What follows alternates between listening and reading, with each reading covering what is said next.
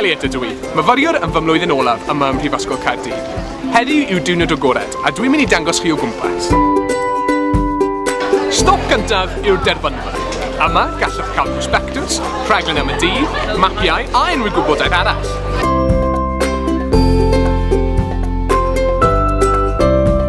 Gwnewch yn siŵr y byddwch yn cyrraedd mewn digon o amser eich chi gael gynllunio beth ych chi am wneud.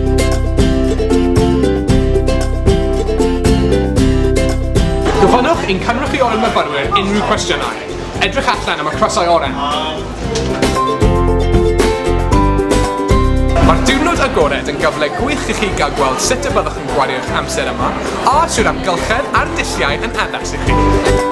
Rydyn ni yma i helpu'r myfyrwyr darpar. Mae hwn yn gyfle gwych i siarad â phobl sydd yn deall eich cwestiynau ar ôl wedi bod yn yr un sefyllfa yn ddiweddar. Os ydych yn penderfynu rhwng prifysgolion, dechrau gyda cynnwys y cwrs. Yn y pen draw, bydd popeth arall yn disgyn i'w le.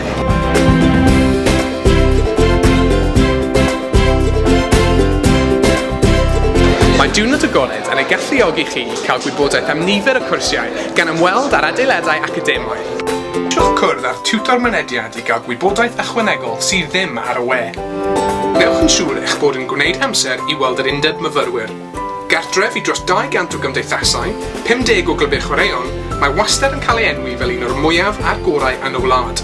Mae rhywbeth yn digwydd yma bob amser ac mae buzz gwych yma ar Diwrnod Agored.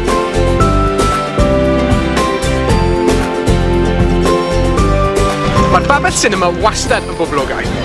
Mae tua 3 kilo o popcorn a dros 10,000 o siocledi mini yn cael ei fwyta ar Diwrnod Agored. Gallwch hefyd orffwys rhieni blinedig yma.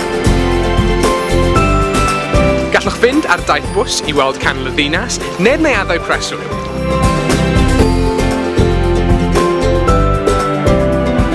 Yna lawer o bwysau i gwneud y gorau o bob cyfle i cael gwybodaeth am dewis y cwrs iawn.